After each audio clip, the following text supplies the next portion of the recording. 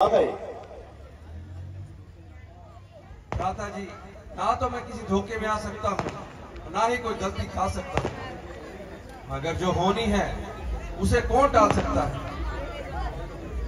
किसी ने आपकी आवाज में मुझे पुकारा था, इसलिए मैं यहाँ आया हूँ। भाई लक्ष्मण, जल्दी आओ, मेरी जान बचाओ। ऐसे शब्द मुंह से निकाले जिसे सुनकर जानकी जी रोने लगे और वही प्राण खोने लगे और मुझे भेजने के लिए बहुत कुछ इसरार किया।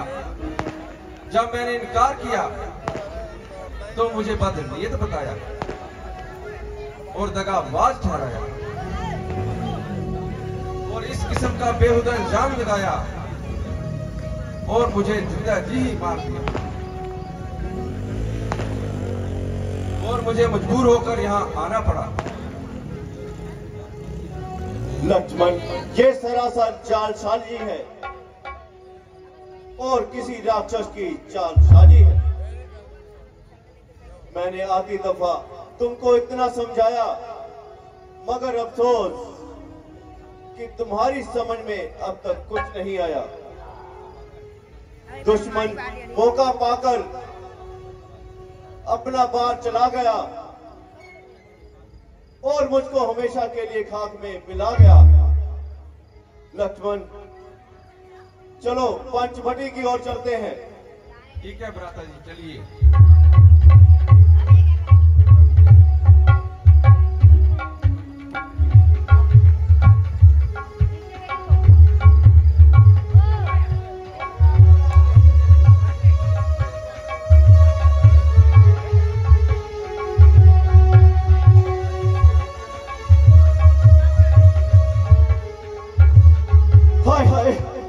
पंचवटी तो बिल्कुल खाली है।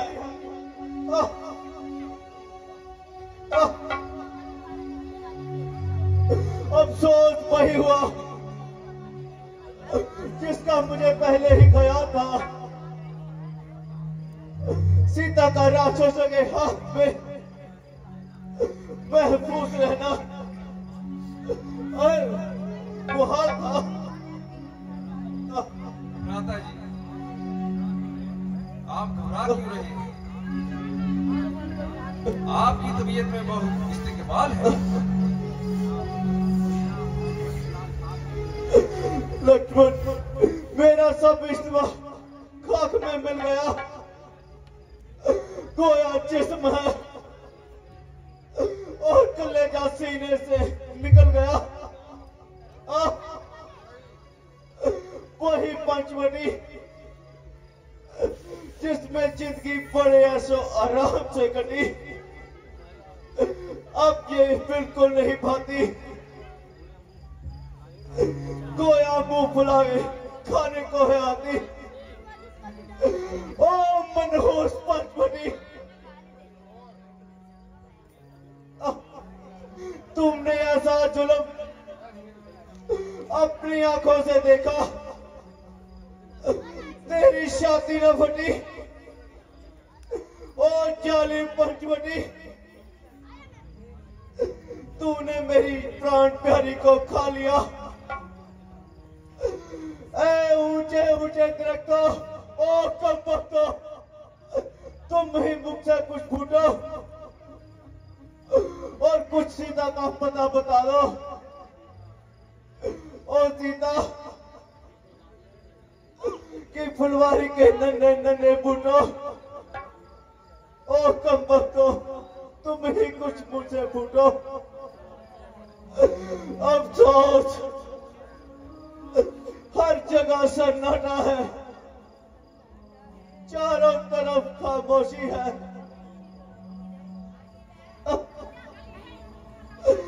ओ बेवफाओ, कोई तो जुबान खोलो, कुछ तो अपने मुंह से बोलो। हाँ, मालूम हो गया इस साजिश और चाल में तुम सब के सब शामिल हो, मगर याद रखना मैं तुम सबको शरारत का मजा चखा दूंगा।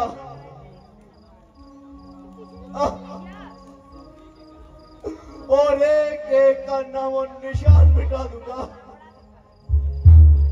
भ्राता जी, जरा होश संभालो।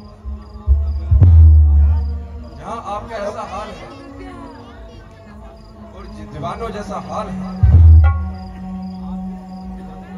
आप किस किस्म की बातें कर रहे हैं और क्यों इस तरह ठंडी सांसें भर रहे हो?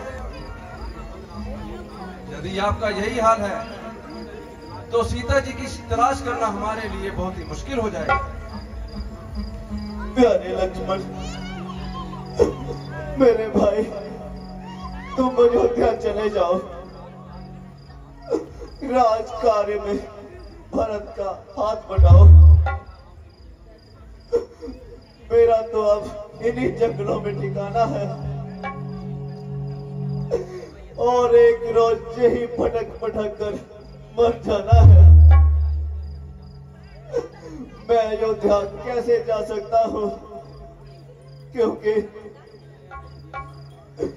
माताओं ने पहले ही कह दिया था कि आओगे तो तीनों आना, वरना राम अपनी शक्ल मत दिखाना। भ्राता जी, सल्ली रखिए। जिस तरह इकट्ठे आए हैं उसी तरह इकट्ठे जाएंगे और अकेले कभी भी हरगिज मुंह न दिखाएंगे। अब अधिक देर ना लगाइए और सीता माता की खोज में लग जाइए। चलो भ्राता, अब तो इस मनहूस जगह की ओर देखने को दिल नहीं चाहता। चलिए भ्राता जी।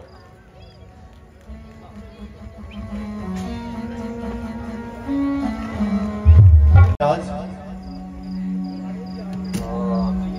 पंचीराज, आपका ये हाल किसने किया? बेटा, मेरे पास आओ और थोड़ा सा जल मेरे मुंह में टपकाओ। भगवान, आपकी ये दुर्दशा किस दुष्ट ने बनाई है? तो वही रावण बदमाश था, उसका हो सत्यानाश। विमान सीता को जबरदस्ती उठाए ले जा रहा था। इत्तेफाक से मैं भी सामने आता था। मुझको देखकर सीता बेटी ने शोर मचाया और मुझे मदद के लिए बुलाया।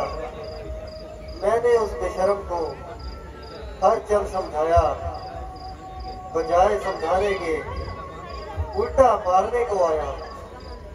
मैंने भी अच्छी तरह मुकाबला किया और उसका जवाब दिया।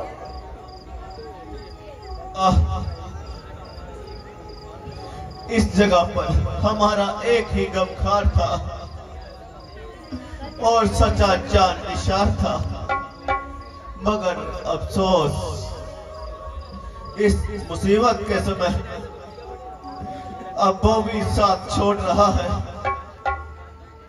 और कैसी बुरी तरह दम तोड़ रहा है। लक्ष्मण, तुम थोड़ा सा इनके लिए चल ला दो। ठीक है भ्राता। महात्मा, जरा इंतजार करो, मैं उस जालिम से बदला लेकर छोड़ूंगा। महात्मा, पानी।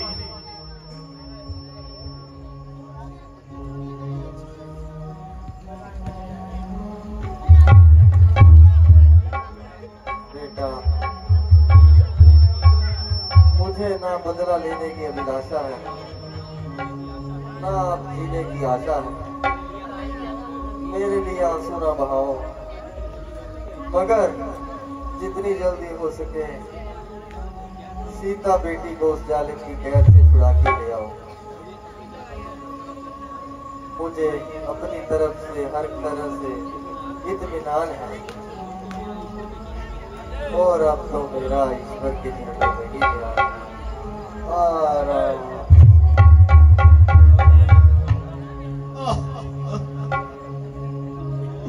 अफसोस, हमारे गमखार हमसे जुदा हो गए और हमेशा हमेशा के लिए सुख की नींद में सो गए। लक्ष्मण, चलो भाई, जंगल से लकड़ियां चुनकर लाएं और इनका दाह संस्कार तो कर जाए। चलो ब्रदर।